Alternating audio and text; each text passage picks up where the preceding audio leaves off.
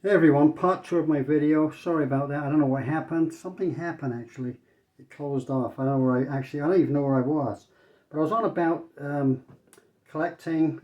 What was I on about? I was on about, well, anyway, let's go back to that. I was actually on about what you do with your money. 100 and something thousand dollars that you can get between 62 and 67 that Sarah Sim's always talking about. What you can do, you can put it in a high yield account. You're going to make more money.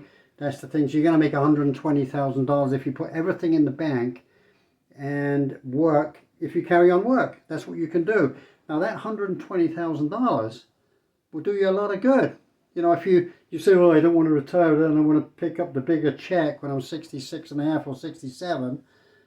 It's great to get the money. Just stick it in a bank, stick it in another bank account, and you can work that way if you don't want to retire. Sarasota Tim decided to go out, get his money, and buy his camp or whatever, and he had the money for that, I'm sure, and his car and whatever, you know, and he spends the money. That's how he lives. He doesn't work very hard, and is that a good idea? I don't know, but I did it at 62. I had a little behind me. I thought about it and I thought, well, you know, I really had a big think about what I was going to do, you know, and I decided to come here to Mexico because the dollar goes further, you know, it will go further, or you'll do a lot better here.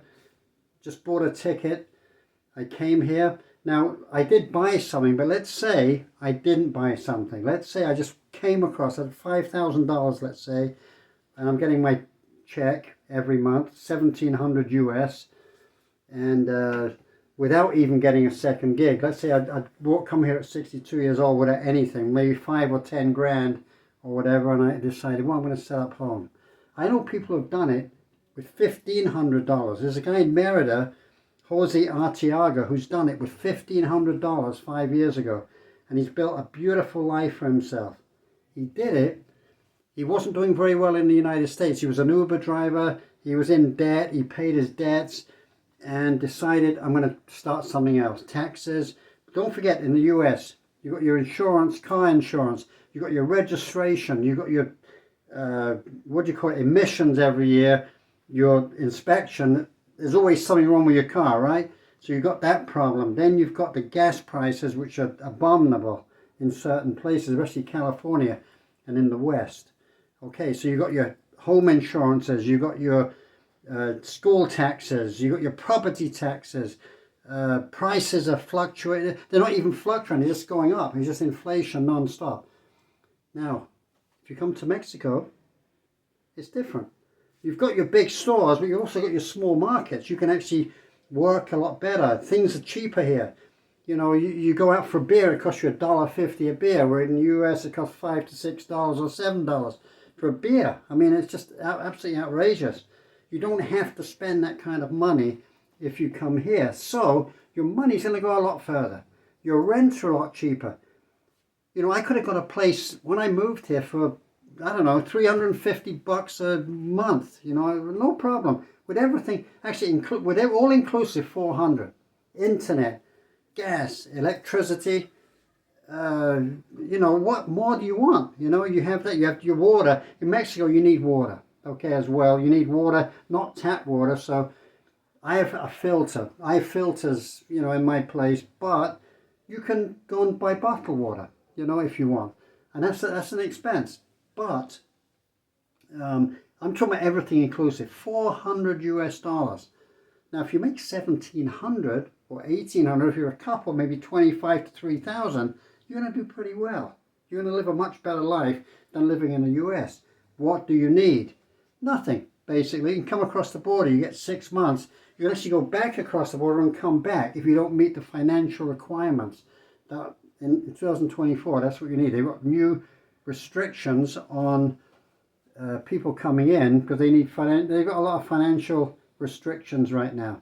But it still can be done. You can do it. You can get your ticket. You can go to Tijuana. It costs you a couple of $100 a piece, and you're back. You know, it's no problem. Or you can apply for your temporary residency. Sarasota Tim decided to stay in Florida. It's a different life. It's a more expensive life. I'm sure that he is making a lot more money than he says he is. Okay, that's my honest opinion. And he's got a good YouTube channel. He's doing very well. You know, everyone's talking against him. Like these guys, bleeping birthdays, Sammy T bucket challenge. I don't think she's going to be with somebody with no money. I don't think she is. You know, she's a nice looking lady, I guess. And a lot of these ladies especially are pretty ugly, actually. So I'm very surprised. They're very jealous of her. They would like to be in Sarasota Tim's shoes. Look at this guy. Sarasota Tim revisited the hurricane impacted area. This guy Dinger is always giving him a hard time. And then you've got, I forget her name. There's one lady. She's driving me nuts on here, but I actually forget who it is. Darling is another one. I can't stand that voice, you know. And I'm sure it's a man, and it's like a voiceover, I'm pretty sure. But they're really giving the guy a hard time and telling us how bad he is. But he isn't that bad. Okay, he's doing a job, and people like to watch him. It's the same as TV entertainment. There's a lot of stuff I hate on there. Sarasota Tim has an entertainment value. Okay, and he's doing okay, and God bless him. And I hope he does well in the future, and I hope he gets more subscribers. I need subscribers.